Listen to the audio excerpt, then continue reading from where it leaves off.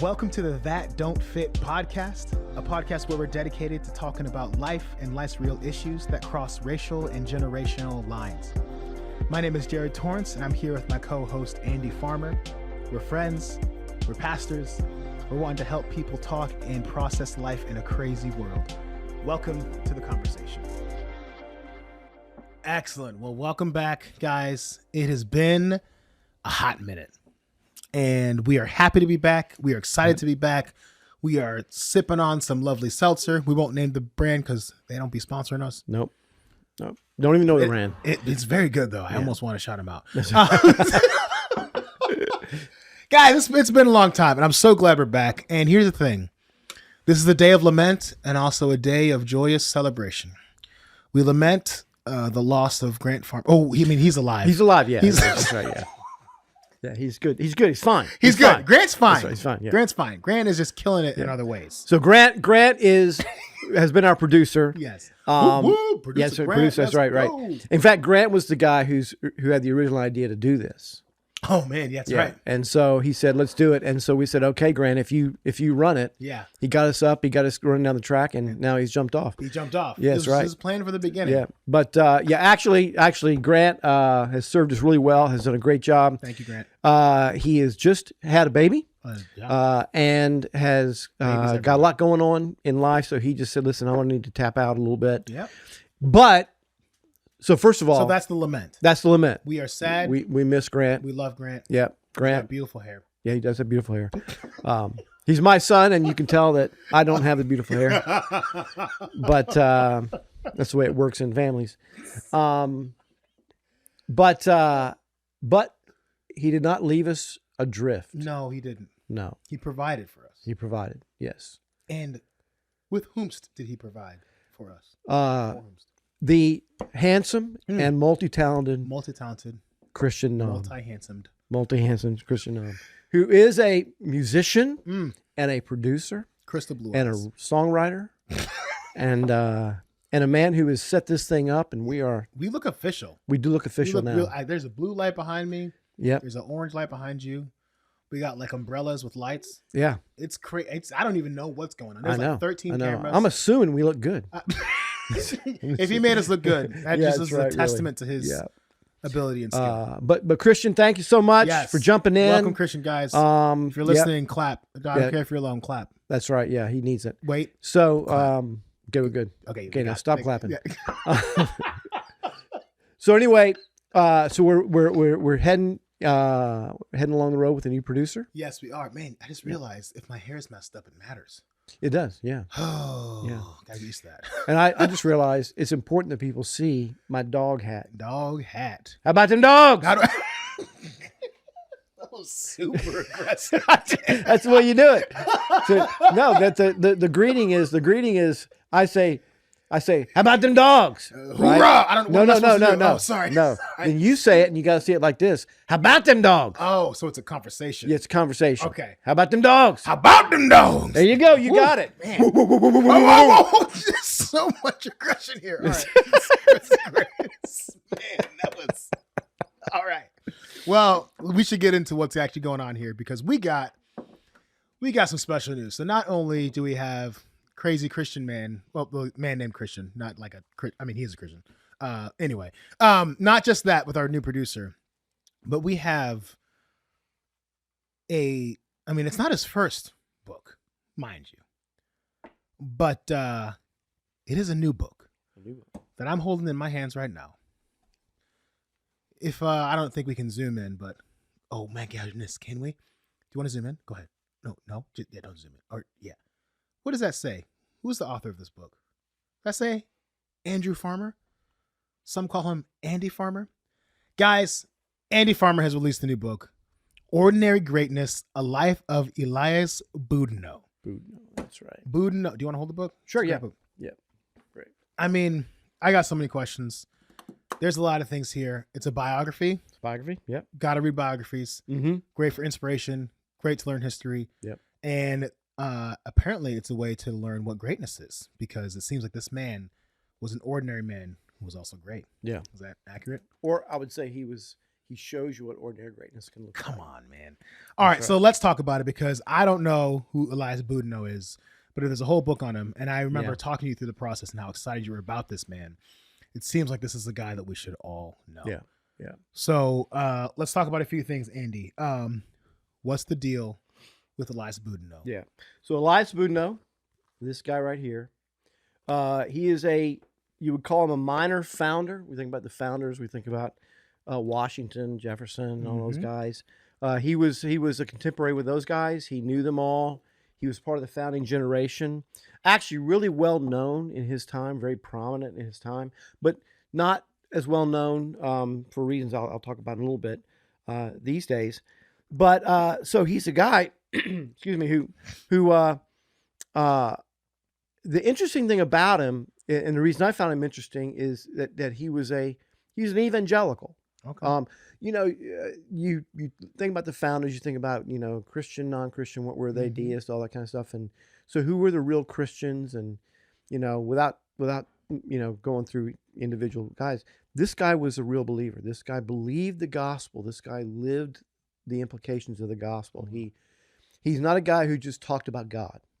He's a guy who was committed to the gospel, committed to the mission of the gospel, committed to the church, but he was not clergy. Okay. He was a lawyer, right? So he was a lawyer, and he got involved early in the Revolution, and we'll talk about his story a little bit, but he ended up really being a significant player for about the first 50 years of the history of the country. And he's kind of in everything that's going on, but never as the main guy. But because of that, he was just a very interesting guy. I thought, here's a Christian. He's a patriot. Yeah. He's an evangelical. He's a politician. He's a businessman. But he's a man who loved the church, and he loved the mission of the gospel. Andy, can you tell us who some of this guy's neighbors were? Yeah.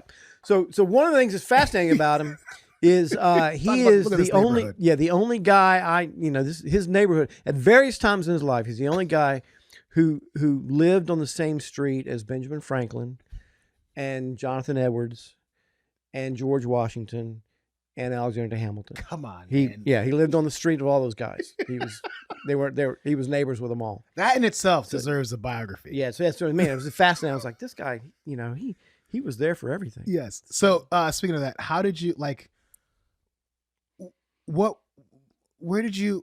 why Elias Boudinot? Like, how did you come across him? Yeah. Were you just like scouring through ancient literature in the library? Well, first of all, the question is, why write a biography? I've written other books, never written a biography, wouldn't know how to do it. Didn't know what it was in terms of how to do something like this. And so it kind of developed. I love history, I don't have a degree in history, but I love history. And so one of the things I've done over the years is in our area of Pennsylvania, New Jersey, Delaware, I've developed these tours that I do, just history tours for people coming in from out of town. Yeah. So one of them is a Great Awakening tour, where I do a tour of the Great Awakening areas in Pennsylvania, New Jersey. And so in the process of doing research for that, I came across this guy's name. He just showed up, had written some things. I thought, it's just, it's the kind of name that you don't forget. It's an odd name. You don't forget it. So then I'm saying, there, I didn't think much about it. And so then I was reading Ron Chernow's Hamilton biography, which is which the musical is based on. And he shows up there as kind of a connection to Hamilton. So I thought, okay, I know enough about Hamilton to know that Hamilton's not exactly running in Christian circles. Right. But this guy was involved in the Great Awakening in some form, and was also kind of a pal of Hamilton. How do you do that? So it kind of lodged in my brain. But I checked on the internet, didn't find much about him, and kind of let it go. And so anyway, like all good stories, it kind of begins with the Philadelphia Eagles. So what happened is the Eagles win the Super Bowl in 2018. And Elias was there. Yeah. Well, no. Yeah. Oh, wait, what? No, not there. But what happened was he, after the Super Bowl, my friend Ian McConnell and I went to there was a banquet down in Philly. That was Doug Peterson, on Faith and Football, right? Okay, yeah. So we thought we gotta go see that. You know, Yes. he's our coach, He's and so, our coach. Yeah, that's right. So we go down there, and turns out it's a fundraising banquet for the American Bible Society, Interesting. which I had familiarity with, but didn't know that much about. And in the course of the whole thing, the president of the Bible Society got up and he just talking, and he said, and he mentioned my hero Elias Boudinot, talking about his heroes. Like, okay, so that just kind of Yeah, what's where's going on this here? guy here? Found out he's the founder of the American Bible Society. Did not know Elias that. Boudinot is? Yeah, that was like the main thing people know about him, but I didn't know that. I just didn't know. Interesting. And so I thought, okay, well that's cool. Now maybe I'll just call and see if I can find somebody who knows anything about him. So I had a friend, another Doug Nottage, who works at the American Bible Society. Can I pause this story Yeah. real quick? So, any other human, I think, after the Google search on the internet and found nothing, Elias Boudinot's story would die there. Yeah, right there. But this man Yeah, is yeah. calling people. He's going to meetings. Okay, That's right, continue. yeah. So, Doug Knowledge. That's me. Yeah. So anyway, so I called Doug and I said, hey, is anybody there who knows anything about this guy? I'd just like to find out. Just curious, really curious. Yeah. And so he set me up to meet with the guy there who was over the project that the banquet was for, the Faith and Liberty Discovery Center, which we can talk about at the end. And so he said, I'll connect you with him. And so that guy ended up saying, hey, look, let's have lunch. Yeah. So I go down and he introduced me. He shows me a couple books that are written. There's the most recent book was written 50 years ago about it. Was it 15? 50. Oh, that's not that recent. So, but as he's describing him, I'm thinking, and he's describing the museum and he's describing Boudinot, I'm thinking, you guys need a book. You need a book about this guy. These books won't do these. And so he said, yeah, but we don't publish books. We just publish Bibles. And so I'm like, so I'm looking, and the next year I had a sabbatical set up. Mm-hmm. So I'm looking for something to study.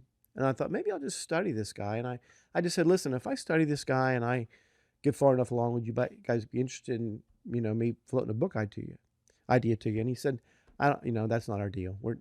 They're like over 200 years old. And is this the first book published by the? Yeah, the first non-Bible published. What in the world? So he said, we don't, we really don't do that. We're not set up for that. I said, that's fine. Well, and so I just shipped him some ideas and then I just let it go. And I thought I'll go ahead and study him during my sabbatical because it'll be interesting.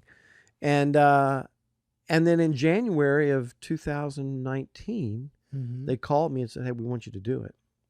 And I told them, I said, I've never done this before. Mm-hmm. I have no confidence that I can pull this off, but I'm willing to give it a shot. So they said, yeah, well, let's give it a shot, see what you come up with. So that's been, took 3 years, 3 years of learning how, I don't know anything about this, man. Yes. Yeah. I don't know how to do this. So I had to learn how to research, I had to learn where the research was. My goodness, Andy. And just try to figure out how do you learn about somebody, because nobody's written anything about him in 50 years, and so how do you do this? So that's been my last 3 years, trying to. So it's been fun because you're trying to figure out a story. What is the story, right? Here? Yeah, exactly. That was the fun thing about doing a biography is I'm not putting my own ideas down on paper. I'm trying to figure out what is this guy's story and how can I tell it? Yeah. So in the process, I just got to know him well and got to know him as kind of a friend. That's really cool. So and that's gonna make it read, I think, more enjoyably too. I think because you could just have a list of just facts, but I think even as you're talking about it, I wanted to get to know your friend Elias Boudinot. Yeah. You got color photos in here, man. Yeah, they put color in there. This is great, incredible. Man. Yeah. They did it really nicely. It's a picture book. It's not really a picture book, guys. There's pop-up pictures in there too. Are you serious? No, I'm kidding. Oh, I was about to say, listen, man, I'm opening up and seeing crazy stuff. Yeah, but this is so cool. Yeah, so a little bit about why what's the story? Boudinot's let me say this. Some basic facts about him. He was born 1740, which is right smack in the middle of the Great Awakening. Mm-hmm. He was baptized by George Whitefield. So the story's built around his connection to 4 people. Maybe we'll start there. Yeah. So you'll see these little pictures These on in the the front here. I bottom? got this Here we one go, here. So you've got George Whitefield here, who's cross-eyed. You know he was cross-eyed? I didn't. He looks, for some reason, I pictured a giant man. No, he was giant at the end. Oh. He got fat at the end, like we all do. But he's actually cross-eyed, so this picture is actually accurate. He's cross-eyed. Oh, wow. And then Benjamin Franklin, and then George Washington, and then Alexander Hamilton. So right, these are the 4 main figures that I'm kind of showing his life through. So if you look at the chapters, there's chapters on the interaction with Whitefield, the interaction with Franklin, 3 on George Washington, 3 on Hamilton. That's so great. But the real, so he's baptized by George Whitefield. So his dad is a big guy in the Awakening. He's just a craftsman, but he's very he's just a church guy. He just loves Jesus, and so they move from Philadelphia. Oh, then he grows up like next door to Benjamin Franklin. That's where he lived growing up as a kid. So everything that was going on in Franklin's world was involved in him. So he got to know Franklin really well. They moved from there, and he moved up to Princeton at the same time that Aaron Burr Sr. and was there and lived in a house owned by Aaron Burr Sr. Was there when Jonathan Edwards was there. So it was right there in the middle of all the stuff that's going on in Princeton at that time. Gets married, opens up a law practice in Elizabeth, New Jersey. While he's there, Alexander Hamilton comes from the Caribbean, and if you saw the musical, he comes and he sort of drops in, and you kind of think in the musical he drops into New York, right? Right. And he's going to hang out with the dudes, but really he ends up as a teenager living with Boudinot in his family. So he spent 2 years living with Boudinots in their home. In their home. Oh my gosh. Yeah. Okay. Wow. So then they became so Boudinot mentored him and actually discipled him, and so they became lifelong friends. Tragic toward the end, but lifelong friends. And then so the war starts to happen, and he's called by George Washington because hey, listen, can you come? We have a prisoner problem. We got a bunch of prisoners, and we don't know what to do with them, and the British have our prisoners. We don't know what they're doing with them. We need somebody to get a handle on this. So that's his job during the war, is commissary prisoner. So he becomes really close friends with George Washington, and they become lifelong friends. He leaves there, comes into the Continental Congress, ends up being president of the Continental Congress, and is actually the guy who signs the Treaty of Paris ending the war. He was there. He was he navigated the end of the war. This guy's everywhere. He's like Forrest Gump. I know. Yes, Forrest Gump. Exactly what he is. So then he ends up in the first 3 federal Congresses, which is kind of if you imagine the Constitution is a document they create on how to run a government. This is how we want to do a government. Nobody knows if it's going to work, right? They just know this is what we all want to do. So they agree to it, and then the crazy thing about it is like they choose a date on like March 1st, 1789. We're going to shut down the government. We're going to just end it. And then the next morning, we're going to start another one. It's crazy. We should try that now. Yeah, that's right. Yeah. So they said, we're going to shut it down. And so they shut down the old government. And for for a period of time, there was no government. And then they crank up the new government. And then so Boudinot's in this group where all they have is a piece of paper, and they have to start filling out the laws. So they're part of all that first 2 or 3 Congresses. Nightmare. Very influential there. Retires from the Congress, ends up working at the U.S. Mint. He's the head of the Mint, making money.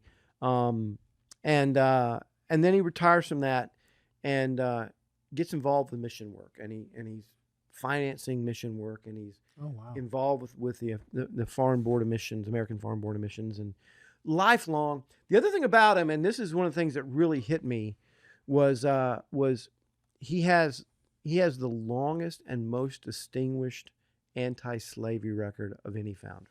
That's incredible. I mean, 50 years Mhm. consistent anti-slavery. Never owned a slave. That's awesome. Here's the crazy thing. You know, that's what the claim I'm making in the book. Yeah. That he never owned a slave. Yeah. Everybody in his group owned slaves, right? Everybody, Yeah. including members of his family. So I'm like, okay, I can't find where he owns a slave. There's one place where he could have. So I had to do all this research to figure out if I can say that. So I wrote like a 30,000 word paper that about 5 pages of it made it into the book. Oh man! Because I had to substantiate this Yes. claim. I had to look at every possible illustration Yes. and what does it mean. So I came away with that thinking, no, he never owned slaves. His family Wow. never owned slaves. Wow. So he was, but you know, from really for about 50 years, he was consistently that way. And among the founders, that's very, very That's unusual. very rare, yeah. In fact, there's no other I person. don't think there's anyone else, right? There's no other person in the founding generation of any stature who was not a clergy. There was some clergy that were that way, but Yeah. who was actually not only anti-slavery but never owned slaves. Wow. And so that's you know, to me, That's huge. yeah. And his fascinating thing is the 2 books that were written about him, neither one of them talk about his faith. Neither one of them talk about his anti-slavery stuff. Wow. They mention it a little bit, but they don't know what to do with it. Yeah. Right. So that the book is about his faith Mm-hmm. and how his faith works into his service to the country. Yeah. Like, because he's a patriot, you know, but how it also works into his social justice. Yeah. How he understands my faith makes me want to do this for my country, but it also makes me care about those who are not receiving the benefits of my country. Mm-hmm. Very involved with Native American causes. Very involved with slavery. Can I read the titles of the chapters where you address that? Yeah. It's Boudinot and slavery. Chapter 10 is those left behind, slavery in the founding generation. Then chapter 11, I'm assuming this is a quote from Boudinot, where he refers to slavery as that horrid traffic in the souls of men. Yeah. Yeah. So it's just like, I mean, the dude is against it, which is And that was, super I didn't dope. know any of that when I started the project. Oh wow, okay. Yeah. So That this was is the all like, discoveries along the way. discoveries along the way. You know, what he's reading, what he's writing, what he's saying. So That's incredible. yeah, so the thing that but the reason I'm excited about it, first of all, I've written other books, you know, that were sort of my own stuff. Mm-hmm. And it's awkward to promote them. Right. That's why I'm here. Yes. No, but this Buy the book. no, this one I can say buy the book. Oh, good. Because I'm talking about this guy. I'm not talking about you're me, not just right? like ideas I that I like people to know about this guy. Yes. And the reason is, and this kind of gets to the core of my passion for it, Mm-hmm. is I believe that a lot of us, particularly in the evangelical world, have kind of a skewed idea about the founding generation, I don't know what to do with it. and about and it's going all over the map. There are some people who just say you need to write them all off, Right. because they're all slave owners and they're all hypocrites, you know. Yeah. And then there's other people who just kind of cherry pick what they say and say Mhm. this is a Christian nation. Right, These, right. you know, these were all Christians. They were good Christian men, Mhm. and I you know, the thing I love about this guy is that he was things that you couldn't be now. Like Mm-hmm. he was, like I said, he's a lover of Jesus, Yeah. an evangelical in the Great Awakening sense of the word. Mhm. Be born again. Be, you know, love Jesus with all your heart, soul, mind, and strength. Your neighbor as yourself. Yeah. Do that. Yeah, Live yeah, that yeah. way. Love the mission of the gospel. Be a man of the church. He was always a man of the church. Mhm. All these founders, they just were peripheral church people. He was always a member of a church. Never a pastor. Always a member. And and so he but you know, patriotic, and I believe I'm a patriotic guy, Mhm. but not blind Yeah. to the problems of what they were creating, not blind to the fact that we're not, you know, the virtue we hope to build our country on is not attainable, and viewing slavery as the great evil. Yeah. to the point where at the end of his life, he was almost ready to say, listen, I just soon divide the country. Let the slave owners go where they're going to go. Let's build, you know. And here's the guy who was there in the founding. And he was one of the Yeah. That's nuts. So to me, it resonates a lot with some of the things we're trying to deal with. What does it mean to be a Christian in America? Yeah.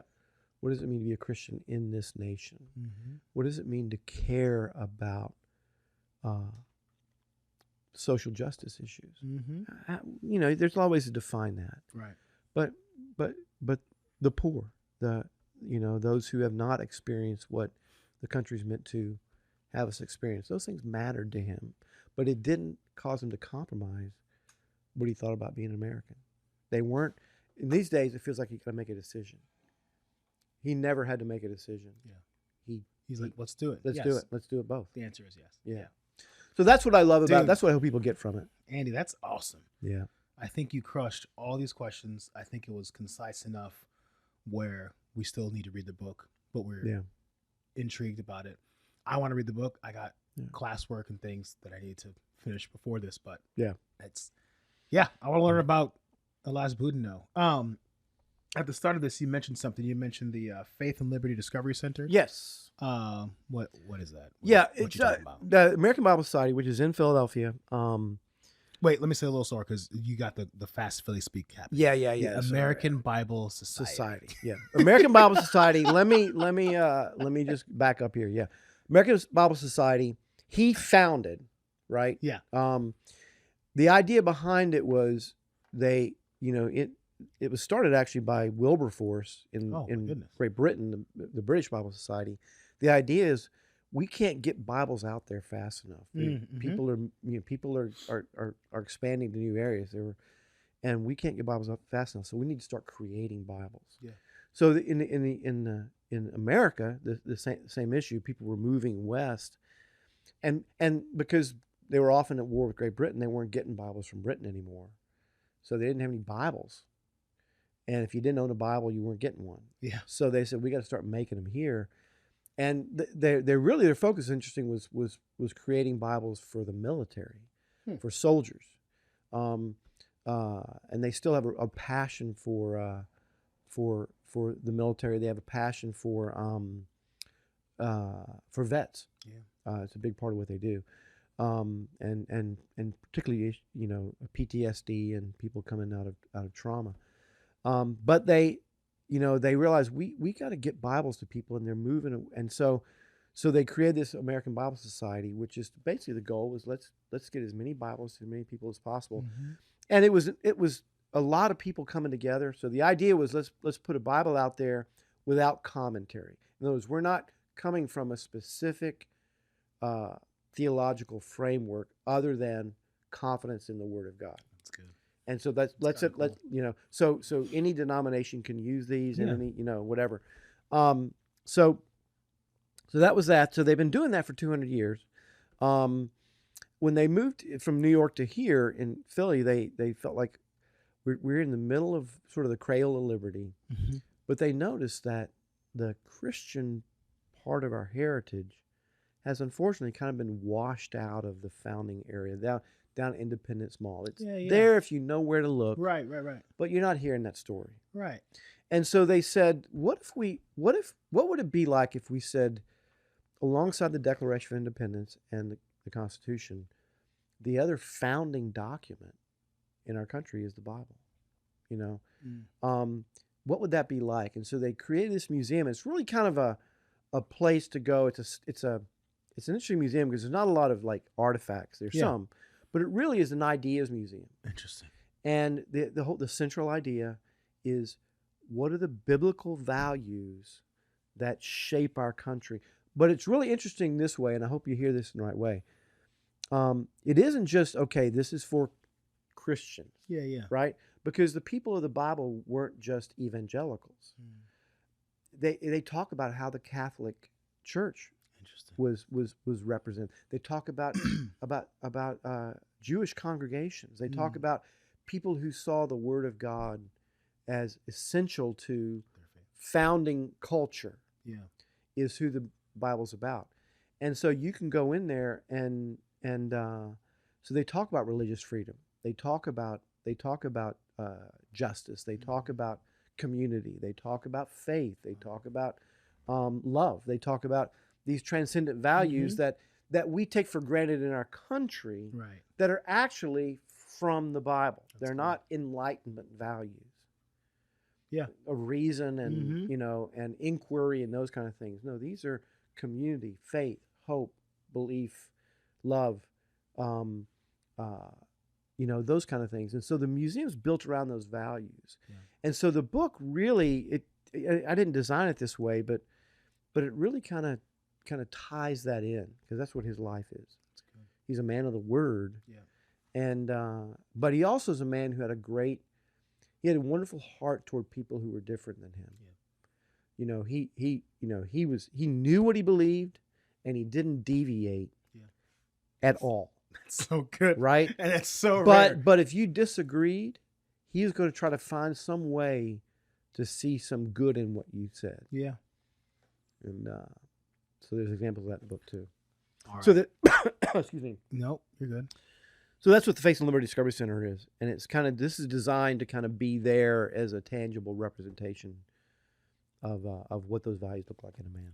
So this is from Jonathan Den Hartog. Yeah. He's a professor of history at Stanford University. Holy cow. This is what he says about the book. He says, in the era of the American Revolution, Elias Boudinot was friendly, generous, welcoming, a problem solver, a man of faith, a person you'd enjoy getting to know. With conversational and fast-moving prose, Andrew Farmer introduces readers to this champion of both faith and liberty. Yeah. So it sounds like this book reads well, and Hope it does. Yeah, that's the goal. It's really exciting. Yeah. So the question on everybody's mind. Yeah, there we go. The question on everybody's mind is, how can we get this? Where do we purchase this? What do we do? Like everything else in the world, from Amazon. I was about to say, it sounds like it's going towards Amazon. Yeah, you can get it from Amazon. You can get a Kindle version of it. That's great. As There's a well. link in the show notes. Yeah, links in the show notes. Yep, link in the show notes. So And go ahead and click that bad boy. And or you can get it from American Bible Society as well. They're stocking it there too. So that's great. They're stocking their very first non-Bible published book. 200 years. Hey, that's a big deal. One. That's great. That's really cool. Somebody said to me, you are, in fact, a guy who is a scholar in this, who in this period, he says, you are the foremost. You're the foremost scholar on Elias Boudinot in the world right now. And I said, wow. And I was really impressed with myself. And I sort of realized we're all foremost scholars on somebody. Yes. Like myself, my wife. I'm the foremost scholar on my wife. I know more. There's really not much saying, you don't really say that. I don't know. I like that. Unless it's a real important person. It's a great title. No, I like that. That's the foremost scholar on Elias Boudinot. You're not going to learn more about Elias Boudinot from anybody else, guys. Yeah, I don't think so. Yeah. Who's across from right now. Excellent. Great. Buy the book. Get to know Enjoy Elias it. Boudinot. Enjoy it. And the other people in there. And the other people in there. Yeah. This sounds crazy. I'm excited. Buy the book. Great.